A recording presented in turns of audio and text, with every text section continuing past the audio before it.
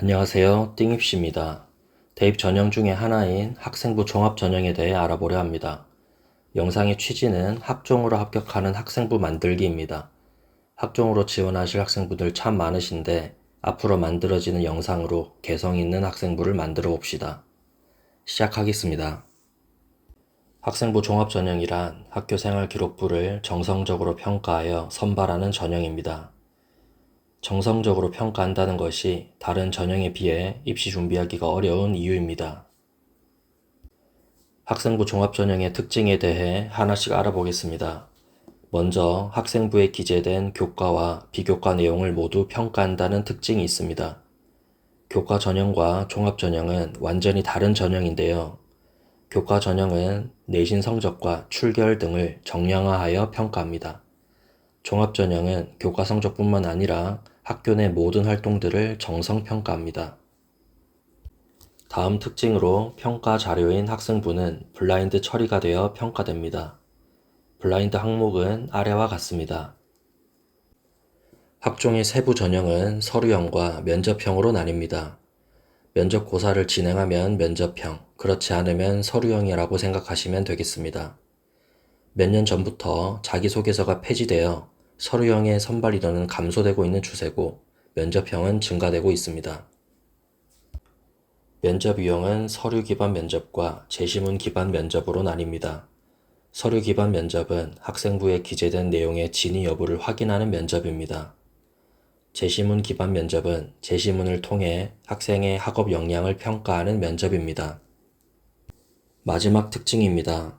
학종에서 수능 최저를 적용하는 대학이 많지 않습니다. 하지만 최근 25학년도 대입에서 수능 최저를 적용하는 대학이 늘어났습니다. 따라서 이후 대입에 수능 최저를 적용하는 대학이 점점 늘어날 수 있으니 참고 바랍니다. 다음으로 학생부 종합전형은 어떠한 전형으로 선발하는지 알아보겠습니다. 학생부만 평가하는 일괄 합산 전형이 있고 단계별로 서류 평가와 면접 평가를 통해 선발하는 단계별 전형이 있습니다.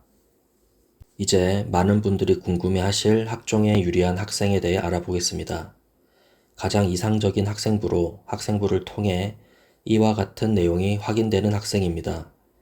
본인 꿈에 대한 열정이 있고 꾸준하게 진로 개발과 자기 개발을 하며 성실하게 학교 생활을 임한 내용이 있어야 합니다. 두 번째로 부족한 성적을 만회할 수 있는 충분한 활동이 있는 학생입니다.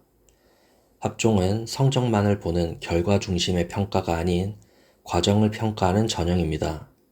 따라서 성적이 부족해도 학교 생활이 우수하다면 합격하는 경우가 있습니다. 앞으로 활동에 좀 더 신경 써보시는 게 어떨까요? 마지막으로 학종 지원 시 주의점에 대해 알아보겠습니다. 첫 번째, 지원하고자 하는 대학의 입시 결과 등급 컷만을 보고 지원하지 않기입니다. 정말 많은 학생분들이 하는 실수인데요. 학종은 교과 성적으로만 선발하는 전형이 아닙니다.